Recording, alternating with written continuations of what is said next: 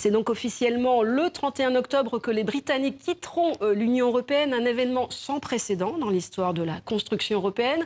La question européenne, c'est justement un domaine qui vous passionne depuis des années, Marion Van Renterghem. Merci d'être avec nous sur le plateau du 64. Vous êtes grand reporter, vous avez été grand reporter au quotidien Le Monde pendant des années, prix Albert Londres, il faut le souligner. Et vous venez de publier Mon Europe, je t'aime, moi non plus, chez Stock. Alors comme toutes les histoires d'amour entre l'Europe et les Britanniques, c'est très compliqué, mais c'est aussi très compliqué entre les Britanniques eux-mêmes. Aujourd'hui, on l'a vu, la Cour suprême a jugé illégale la décision de Boris Johnson de suspendre le Parlement. Les députés vont donc pouvoir reprendre leur discussion. Mais depuis New York, je propose qu'on l'écoute tout de suite, la réaction à chaud de Boris Johnson. Bien entendu, j'ai le plus grand respect pour notre système judiciaire et l'indépendance de nos tribunaux. Mais je dois dire que je suis fortement en désaccord avec ce jugement. Et nous, au Royaume-Uni, nous ne saurons être dissuadés de concrétiser la volonté de nos concitoyens de sortir de l'Union européenne le 31 octobre. Nous avons été mandatés pour cela, nous refusons de nous laisser abattre et nous allons continuer notre programme national avec dynamisme et passion.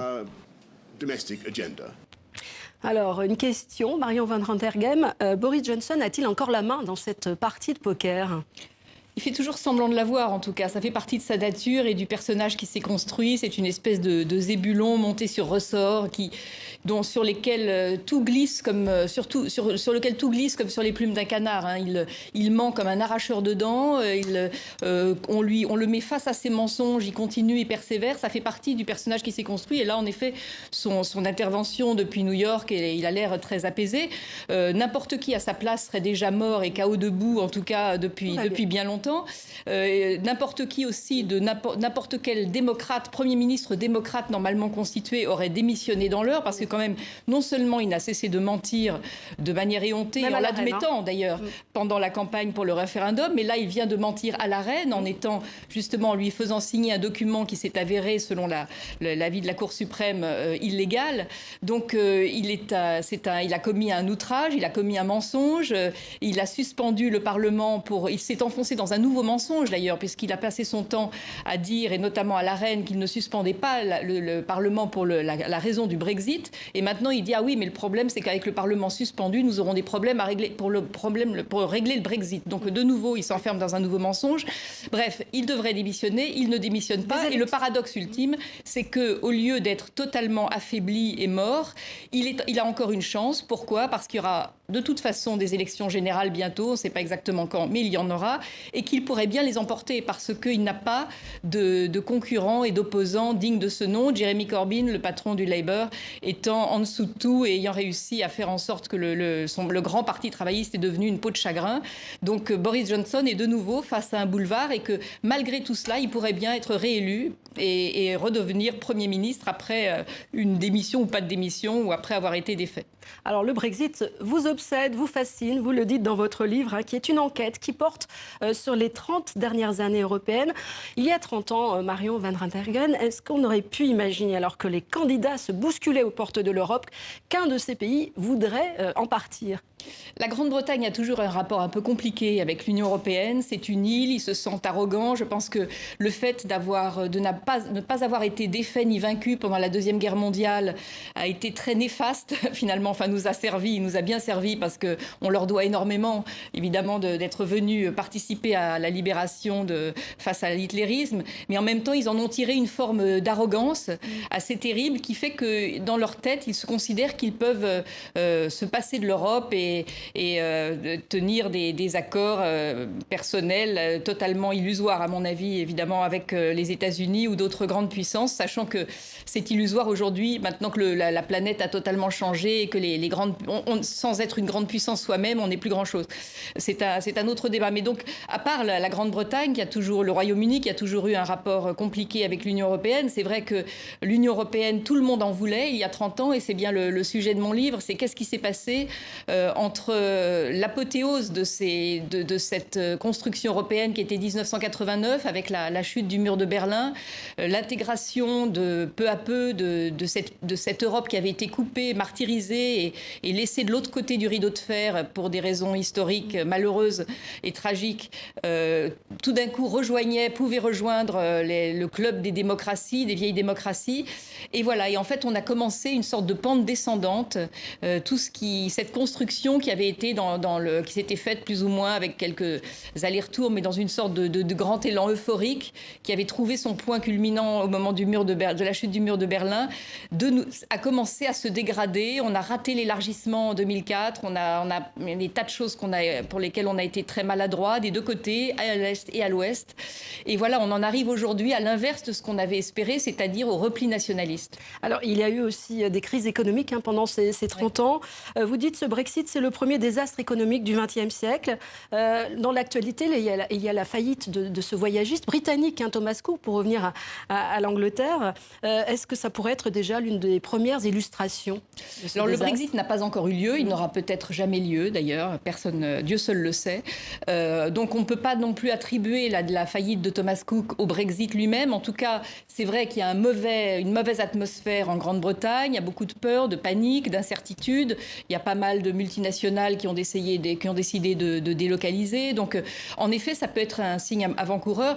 Moi, dans mon livre, il y a le chapitre consacré au Brexit. Je l'ai intitulé « Brexit, mon amour ». J'ai utilisé volontairement cet oxymore, on peut dire, en jouant sur Hiroshima, mon amour, évidemment, sur le fait que cette catastrophe, j'aime cette catastrophe parce que d'abord, il peut en tirer un bien, c'est-à-dire qu'elle est tellement catastrophique et tellement, elle peut avoir un effet repoussoir, ce qui est un peu en train de se passer chez d'autres nationalistes qui avaient des velléités indépendantistes dans d'autres pays d'Europe. Ils sont un petit peu calmés en voyant le bazar qui s'offre sous les yeux avec ces Brexiteurs qui n'arrivent pas à sortir et qui s'embourbent. Et aussi, pour moi, c'est une forme de métaphore de toutes les plaies, de toutes les maladies, les pathologies de l'Europe d'aujourd'hui, c'est-à-dire une forme de nihilisme, d'entreprise totalement suicidaire qui ne mène à rien, qui n'est bonne pour personne. Le Brexit, c'est vraiment une situation perdant-perdant, et pour le Royaume-Uni et pour l'Union européenne. Et je pense que la majorité des Britanniques, maintenant, commencent sinon à changer d'avis. Enfin, je dis la majorité, les sondages sont toujours un peu incertains.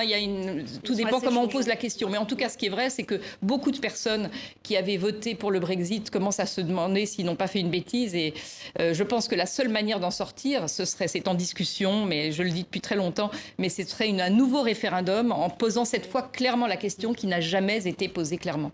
Alors, vous y faisiez référence il y a un instant. Vous dites que ce Brexit, c'est aussi la première manifestation d'une stratégie populiste et nationaliste. Est-ce qu'elle existe bel et bien en Europe, cette union des populismes ?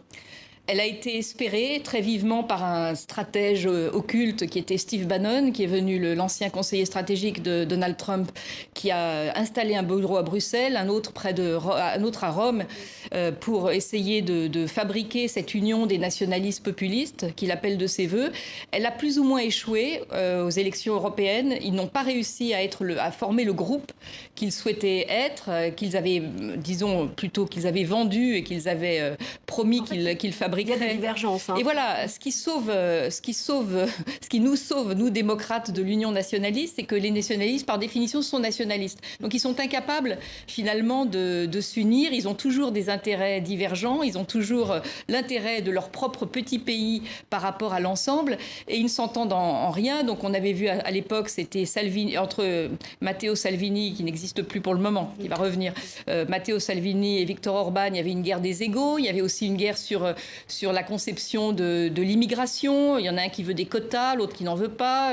Entre Le Pen et Salvini, il y a un problème à la frontière à Vintimille, parce que Salvini voudrait que les migrants viennent en France. Le Pen n'a pas vraiment envie, qu'il préférait qu'ils restent en Italie. Et puis, il y avait une guerre aussi sur la conception de l'État social et de l'austérité. Il y a certains nationalistes qui sont très partisans d'une austérité budgétaire et d'un respect de rester dans les normes du déficit autorisé, et d'autres qui sont au contraire pour être tout à fait dispendieux et fabriquer un État, s'endetter au fur et à mesure. Donc, pour toutes ces raisons, cette union n'a pas vraiment marché. Il n'empêche que Ils sont quand même environ un tiers, et même éparpillés, ils représentent un petit tiers au Parlement européen, que la musique populiste est installée en Europe et que même si électoralement ils n'ont pas encore accédé au pouvoir, ils sont là, ils sont très présents et ils sont une forme de gangrène permanente et persistante de l'état d'esprit des Européens. Alors, et des démocraties occidentales en général, puisque on a la même chose aux États-Unis. Il y a une héroïne malgré tout dans cette Europe d'aujourd'hui, mais qui va bientôt partir,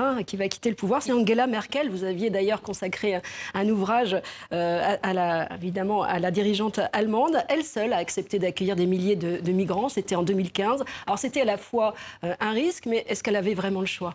Pour moi, elle n'avait pas le choix. Donc, j'ai eu ce débat des milliers de fois. J'ai l'impression d'être toujours face à des disques rayés. Ils me redisent, elle n'aurait pas dû, elle a envoyé un signal, etc. Et donc, évidemment, au début, j'étais calme. Et puis après, plus on me pose la question, plus je commence à m'énerver parce que je trouve qu'il y a une espèce d'incompréhension persistante. Et notamment, le premier malentendu est qu'on dit Merkel a ouvert les frontières de l'Allemagne. Et c'est une absurdité parce qu'on est dans l'espace Schengen, que les frontières n'étaient pas fermées, donc elle ne les a pas ouvertes. Elles étaient ouvertes. Il aurait fallu, pour empêcher les migrants de passer, en plus qui étaient déjà sur le territoire européen, on oublie de dire, on se dit elle a fait venir les migrants, mais ils étaient déjà dans le territoire des Balkans, ils étaient déjà sur le territoire européen. Simplement, c'était plus confortable pour ces messieurs dirigeants, je dis ces messieurs parce qu'il y a plus de messieurs que de dames, ces dirigeants politiques européens, de reprocher à Merkel de les laisser entrer en Allemagne parce qu'ils les voyaient moins quand ils étaient en Grèce ou dans les Balkans. Donc ils étaient déjà en Europe et il aurait fallu, pour les empêcher de rentrer, qu'elle envoie l'armée ou la police. Et vous imaginez, alors là, Merkel, c'est pas des petits reproches qu'elle aurait encourus, mais on aurait dit que les nazis étaient de retour. Donc, de toute façon, elle n'avait pas le choix. Et puis, je pense que c'est vrai que son humanité a parlé par son destin même, parce que c'est une ancienne femme de l'Est. Elle a connu la dictature, contrairement à tous les autres grands dirigeants de ce monde. Elle a connu la dictature et elle sait ce que c'est que la liberté.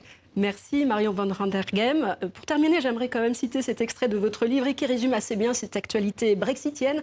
Vous dites « Nos voisins britanniques partagent avec nous ces trois qualités essentielles, l'égoïsme, l'incohérence à vouloir le beurre et l'argent du beurre, et troisièmement, l'orgueil qui oblige à ne pas l'admettre, autrement dit, à foncer dans le mur en klaxonnant. » Ce sera le mot de la fin. Merci d'avoir été avec nous pour ce grand angle.